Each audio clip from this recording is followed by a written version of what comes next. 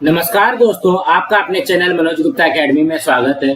दोस्तों, आज हम कक्षा 7वीं के सामान्य विज्ञान में पाठ 4 सजीवों में पोषण इस पाठ का स्वाध्याय अर्थात प्रश्नोत्तर करने वाले हैं। आप लोग इस वीडियो को अच्छी तरीके से देख करके, सिर्फ सुन करके भी आप लोग इसमें प्रश्नोत्तर याद कर सकते हैं। आप लोगों के लिए मैथ्स के भी वीडियो बना करके इस चैनल के प्लेलिस्ट पे अपलोड कर दिया गया है, आप लोग वहाँ पे भी जाके देख सकते हैं। ये है पाठ 4 सजीवों में पोषण, उसका स्वाध्याय करते हैं। पहले प्रश्न में क्या दिया गया है, भोजन के प्रकार के अनुसार वर्गीकरण करो।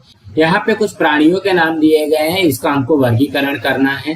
तो इसके उत्तर में आएगा शाकाहारी प्राणी में कौन कौन आएंगे, गाय, हिरन, बकरी, भैंस। मांसाहारी प्राणी में बाघ, सिंह, मेंढक। सर्वभक्षी सर्वाहारी प्राणी में गौरैया, मनुष्य, तिलचट्टा। अपमार्जक में गिद्ध। और अपघटक में दो प्रकार है, मृतोपजीवी और परजीवी। तो मृतोपजीवी में कौन आएगा, जीवाणु और कवक, और परजीवी में आएगा किलनी। अब हम अगला प्रश्न करते हैं। दूसरे प्रश्न में क्या दिया गया, जोड़ियां मिलाओ। यहाँ पे समूह अ दिया गया, समूह ब दिया गया, इसका जोड़ियां मिलाना है। तो इसके उत्तर में आएगा पहला परजीवी वनस्पति अमरबेल, दूसरा है कीटभक्षी वनस्पति ड्रोसेरा, तीसरा है मृतोपजीवी वनस्पति कुकुरमुत्ता, और चौथा है सहजीवी वनस्पति पत्थर फूल। अब अगला प्रश्न करते हैं। तीसरे प्रश्न में क्या दिया गया, नीचे दिए गए प्रश्नों के उत्तर अपने शब्दों में लिखो। उसमें से पहला प्रश्न है, सजीवों को पोषण की आवश्यकता क्यों होती है। इसके उत्तर में आएगा पहला, सभी सजीवों में कोई न कोई जीवन प्रक्रिया सतत होती रहती है, सजीवों की शारीरिक वृद्धि होती है। दूसरा, विभिन्न कार्यों में सजीवों के शरीर की ऊर्जा का क्षय होता रहता है। और तीसरा, इन सभी के सुचारू रूप से होते रहने, ऊर्जा की पूर्ति तथा नवीन स्फूर्ति प्राप्त करते रहने के लिए सजीवों को पोषण की आवश्यकता होती है। अब हम अगला करते हैं। दूसरे प्रश्न में क्या दिया गया, वनस्पतियों की भोजन तैयार करने की प्रक्रिया स्पष्ट करो। तो इसके उत्तर में आएगा पहला, वनस्पतियां प्रकाश संश्लेषण की प्रक्रिया द्वारा भोजन तैयार करती हैं। जमीन से प्राप्त पानी तथा लवण एवं अन्य पोषकों और हवा की कार्बन डाइऑक्साइड का उपयोग करके वनस्पतियां अपने पर्णहरित द्वारा सूर्य के प्रकाश की उपस्थिति में भोजन तैयार करती हैं। दूसरा, अतः सृष्टि की अधिकांश वनस्पतियां स्वयं पोषी है। तीसरा, प्रकाश संश्लेषण का संतुलित रासायनिक समीकरण यहाँ पे लिखा गया है, क्या है, कार्बन डाइऑक्साइड प्लस पानी का प्रकाशीय ऊर्जा और पर्णहरित का उपयोग करके क्या बनता है, खाद्य ग्लूकोज प्लस ऑक्सीजन। तो उसका रासायनिक नाम भी दिया है, कार्बन डाइऑक्साइड का क्या है, CO2 है, तो 6CO2, पानी का H2O है तो 6H2O, खाद्य और ग्लूकोज का है C6H12O6, और ऑक्सीजन का है O2, 6O2 बनता है। चौथा है, इस प्रक्रिया में वनस्पतियां वायुमंडल में ऑक्सीजन गैस मुक्त करती हैं। अब हम अगला करते हैं। तीसरे प्रश्न में क्या दिया गया है, परपोषी वनस्पतियां क्या होती हैं, परपोषी वनस्पतियों के विभिन्न प्रकार उदाहरण सहित लिखो। इसके उत्तर में आएगा पहला, जिन वनस्पतियों में पर्णहरित नहीं पाया जाता उन वनस्पतियों को परपोषित वनस्पति कहते हैं। दूसरा, इनके मुख्य प्रकार, पहला कीटकभक्षी, दूसरा परजीवी, तीसरा मृतोपजीवी है। ये अपना भोजन स्वयं नहीं तैयार कर सकते। तीसरा, भोजन प्राप्त करने के लिए ये वनस्पतियां अन्य वनस्पतियों द्वारा तैयार किए गए भोजन पर निर्भर होती हैं। ऐसी वनस्पतियों को परजीवी वनस्पति कहते हैं। ये दो प्रकार के होते हैं। पहला है अर्ध परजीवी, जैसे बांधा, यह बड़े वृक्षों पर उगता है। इसी वृक्ष से लवण तथा पानी प्राप्त करके यह अपना भोजन तैयार करता है। और दूसरा है पूर्ण परजीवी, उदाहरण अमरबेल, इसमें पर्णहरित नहीं होता, अतः यह पूर्ण रूपेण परजीवी वनस्पति है। यह किसी हरी भरी वनस्पति पर फैलकर उसकी शाखाओं से अपने लिए भोजन का चूषण करती है। चौथा है, कीटकों को खाकर जीवित रहने वाली वनस्पतियों को कीटकभक्षी वनस्पति कहते हैं, उदाहरण ड्रोसेरा तथा घटपर्णी। और पांचवा है, मृतोपजीवी वनस्पतियां मरे हुए प्राणियों के अवशेषों का अपघटन करके अपना पोषक प्राप्त करती हैं, उदाहरण सभी कवक वर्गीय सजीव। अब हम अगला करते हैं। चौथे में क्या दिया गया, प्राणियों में पोषण के अलग अलग सोपान स्पष्ट करो। इसके उत्तर में आएगा, प्राणियों में होने वाले पोषण के 5 प्रमुख सोपान है। पहला है अंतर्ग्रहण, दूसरा पाचन, तीसरा अवशोषण, चौथा है स्वांगीकरण और पांचवा है उत्सर्जन। तो पहला अंतर्ग्रहण में क्या है, मुख द्वारा भोजन को शरीर के अंदर लेने की प्रक्रिया को अंतर्ग्रहण कहते हैं। दूसरा है पाचन, विभिन्न प्रकार के पाचक रसों की सहायता से भोजन का विलेय घटकों में रूपांतरित होने की प्रक्रिया ही पाचन है। यह प्रक्रिया पूरे पाचन तंत्र द्वारा पूर्ण होती है।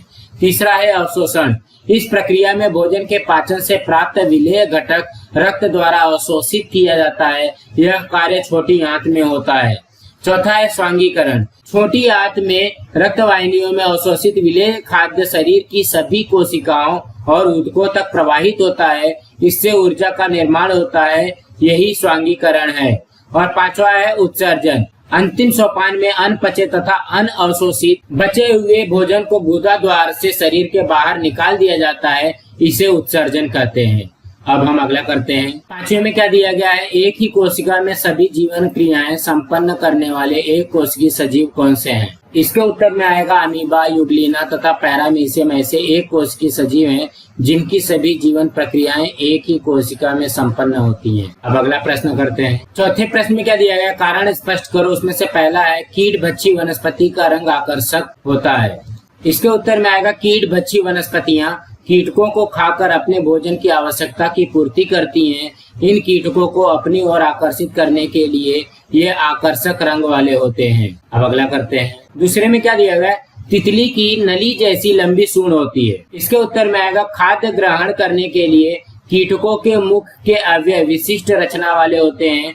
तितलियां फूलों में पाए जाने वाले मकरंद या नेक्टर को चूस सके, इसलिए इनकी लंबी सूंड होती है। अब अगला प्रश्न करते हैं। पांचवें प्रश्न में क्या दिया गया, वनस्पति तथा प्राणी के पोषण पद्धति के अनुसार प्रवाह तख्ता तैयार करो। यहाँ पे देखो, पोषण में वनस्पति है, प्राणी है। वनस्पति में क्या है, स्वयं पोषी है और ये दो भरना है। प्राणी में परजीवी है, ये दो भरना है। तो परजीवी में यहाँ पे बाह्य परजीवी है, यहाँ पे क्या आएगा, तो यहाँ पे देखोगे वनस्पतियां में क्या आ जाएगा, स्वयं पोषी दिया गया, परपोषी सहजीवी।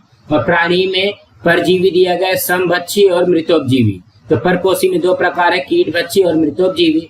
और परजीवी में दो प्रकार है, बाह्य परजीवी और अंतः परजीवी। अब हम अगला प्रश्न करते हैं। छठवें में क्या दिया गया, सोचो और निम्नलिखित प्रश्नों के उत्तर लिखो। उसमें से पहला है, हम घर में अलग अलग अन्न पदार्थ बनाते हैं, इस आधार पर क्या हम स्वयंपोषी हैं? इसके उत्तर में आएगा नहीं। हम अपने घर पर जो भी खाद्य तैयार करते हैं वे किसी न किसी वनस्पति या प्राणी से प्राप्त होते हैं। वनस्पतियों की भांति हम प्रकाश संश्लेषण की प्रक्रिया संपन्न नहीं कर सकते, अतः हम स्वयंपोषी नहीं है। दूसरे में क्या दिया गया, स्वयंपोषी और परपोषी सजीवों में किसकी संख्या अधिक होती है, क्यों? इसके उत्तर में आएगा स्वयंपोषी सजीवों की संख्या अधिक है। इसका कारण यह है कि स्वयंपोषी सजीव अर्थात वनस्पतियां अपना पोषण करने के साथ साथ अन्य परपोषित सजीवों का भी प्रत्यक्ष अथवा अप्रत्यक्ष रूप में पोषण करता है। सिंह हिरण का शिकार करता है। हिरण ऐसा सजीव है जो केवल वनस्पतियां खाता है। मांसाहारियों द्वारा खाया जाने वाला मांस जिन प्राणियों से मिलता है वे वनस्पतियां ही खाते हैं, इसलिए स्वयंपोषी सजीवों की संख्या अधिक है। अब हम अगला तीसरे में क्या दिया गया, मरुस्थलीय भागों में परपोषी सजीवों की संख्या कम पाई जाती है, परंतु समुद्र में अधिक संख्या में परपोषी पाए जाते हैं, ऐसा क्यों होता है? इसके उत्तर में आएगा पहला, मरुस्थलीय क्षेत्रों में स्वयंपोषी सजीवों की संख्या बहुत ही कम होती है, इसलिए इन पर निर्भर रहने वाले परपोषित सजीवों की संख्या कम होती है। दूसरा, जिन स्थानों पर भोजन की मात्रा अधिक होती है उन स्थानों पर खाने वालों की संख्या अपने आप बढ़ जाती है। तीसरा, समुद्र में पर्याप्त मात्रा में वनस्पति प्लवक नामक तैरने वाले सजीव होते हैं जो हमें दिखाई नहीं देते। और चौथा है, इन वनस्पति और अन्य प्राणियों के कारण समुद्र में परपोषितों की संख्या अधिक होती है। अब अगला करते हैं। चौथे में क्या दिया गया, हरे अंगों के अतिरिक्त वनस्पति के अन्य अंगों में अन्न की निर्मित क्यों नहीं होती? इसके उत्तर में आएगा, वनस्पतियों के केवल हरे भागों में ही पर्णहरित पाया जाता है, जो खाद्य निर्माण के लिए एक आवश्यक घटक है। इसलिए जो भाग हरे नहीं होते उनके द्वारा खाद्य का निर्माण नहीं होता। अब हम अगला करते हैं। पांचवें में क्या दिया गया, बाह्य परजीवी और अंतः परजीवी सजीवों से किस तरह का नुकसान होता है? इसके उत्तर में आएगा, परजीवी प्राणी भोजन के लिए अपने पोषक या होस्ट पर ही निर्भर होते हैं। इनमें चूसक अंग तथा सुई जैसे नुकीले मुखीय अंग होते हैं। इनसे ये पोषक के रक्त को चूसते रहते हैं। उदाहरण, मच्छर, खटमल, किलनी। मच्छरों से मलेरिया, डेंगू जैसे रोगों का प्रसार या संक्रमण होता है। अंतः परजीवी शरीर के अंदर होते हैं, ये भी विभिन्न प्रकार के रोगों का प्रसार करते हैं, साथ साथ अपने पोषक के खाद्य को अवशोषित करते हैं। इस प्रकार बाह्य परजीवी तथा अंतः परजीवी दोनों हमारे लिए हानिकारक हैं। दोस्तों, आज हमारा यहाँ पे पार्ट 4 का स्वाध्याय कंप्लीट हुआ। दोस्तों, आप लोगों को ये वीडियो कैसा लगा आप लोग कमेंट बॉक्स पे जरूर लिख करके बताइए। इस वीडियो को ज्यादा से ज्यादा लाइक कीजिए, अपने फ्रेंड्स के साथ शेयर कीजिए ताकि उनको भी प्रश्न उत्तर मिल सके, और इस चैनल को सब्सक्राइब कीजिए। नमस्कार दोस्तों।